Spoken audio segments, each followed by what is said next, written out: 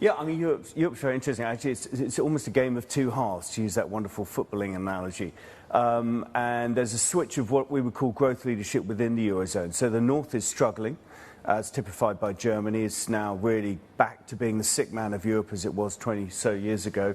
It's become increasingly uncompetitive in the last 10, 15 years and built up quite a lot of excess. And the south of Europe, the old pigs, one of our themes is the return of the pigs. You remember the pigs from the noughties, are back. And Spain is, in fact, one of the fastest growing countries in the developed world at the moment.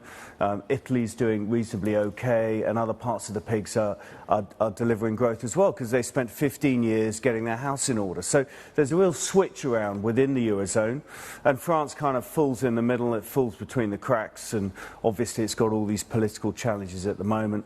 And its stock market is geared to China, which is another of the reasons it's struggling, the CAC's struggling. So Europe, I think it will grow in 2025 as a whole. Absolutely, rate cuts are coming through, all of the sort of indicators are there, but there's that big theme within Europe, I think, that switch from northern growth leadership to southern. And the ECB will help, or possibly will have to help, right, which is why we're talking about potentially the euro hitting parity at some stage. But, you know, overlaying all of this, right, is Trump coming back in the office?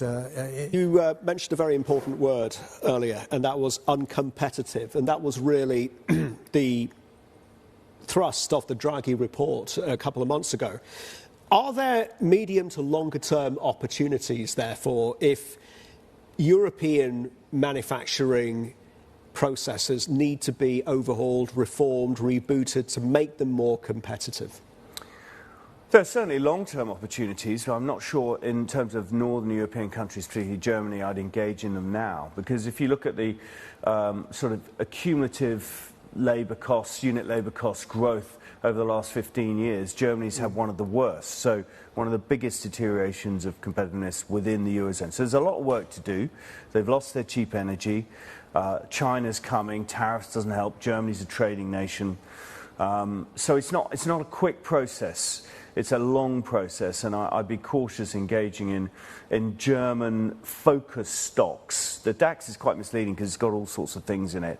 That means it performs differently from a classic cyclical in fact, you're zero-weighted, right, in terms of German equities as well as French equities. Yeah, we took our German off actually a few weeks ago. We took our French off a few months ago because French political, German, we're concerned about all sorts of bits and pieces as we've been discussing. But yeah, I mean, we prefer Southern European equities.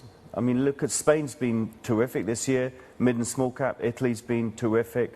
Quite a lot of them have done really quite well. So that theme is playing out in the stock market, which is great. We made a glaring omission there, and that's dear old Blighty. Is there life after Brexit? And now that we have a Keir Starmer government, is Britain moving in the right direction? Well, I'm not sure the government's moving us in the right direction, sadly, but I do actually think we're going to have a consumer and housing boom in the UK over the next 3 to 4 years. Oh. But that's nothing really to do with the government. In fact, the government's almost doing everything it can to stop that happening by being fiscally profligate, as we saw in the budget, which we had in July. But generally speaking, we're due a credit cycle and we're due a housing upswing. We're getting rate cuts. Inflation's largely beaten, I think, in the UK. And so we'll get more cuts, and that will do what it always does, push up house prices and create a consumption boom. And there's massive amounts of housing wealth in the UK that's untapped.